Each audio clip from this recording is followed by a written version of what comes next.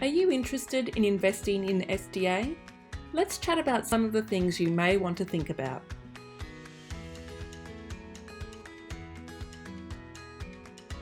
More than 4 million people in Australia have a disability, and 1 in 3 of these people have a severe or profound disability.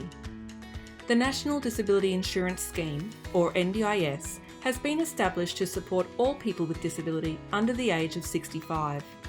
It provides individualised funding packages to people with the most severe and profound disabilities, which is estimated to be over 460,000 people. This funding helps people to purchase the reasonable and necessary supports they require to live an ordinary life and achieve their goals. Accommodation is generally not funded by the NDIS. However, Specialist Disability Accommodation, or SDA, recognises that for some people, their housing costs more because of the specific needs they have related to their disability. SDA is accommodation for people who require specialist housing that caters for extreme functional impairment or very high support needs.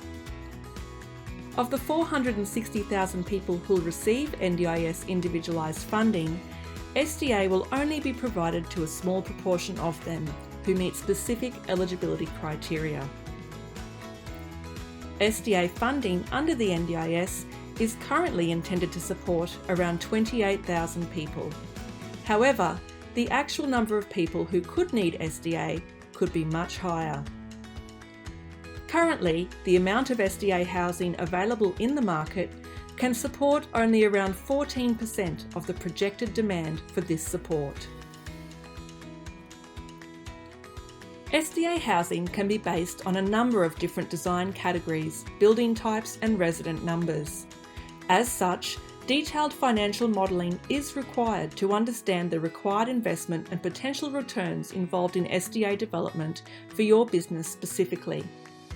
However, current market data indicates that investment per home starts at about $760,000, with returns promoted as between 8% and 14% when dwellings are fully occupied.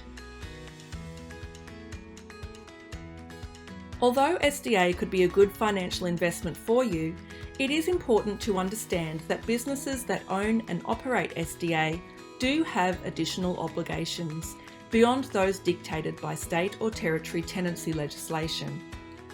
These obligations include supporting and upholding NDIS participants' rights and responsibilities, actively managing conflicts of interest that may arise between your business, other interests you have, and other businesses who deliver services to NDIS participants in your SDA,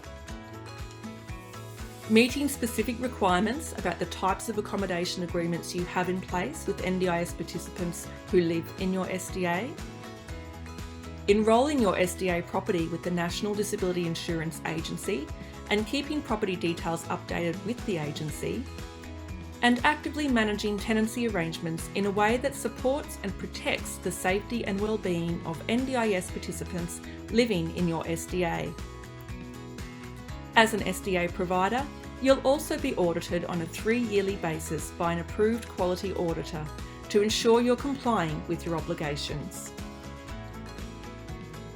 SDA can be a great investment for socially minded investors looking to make a meaningful difference in the lives of people with disability. If you think SDA could be for you, talk to us to find out more.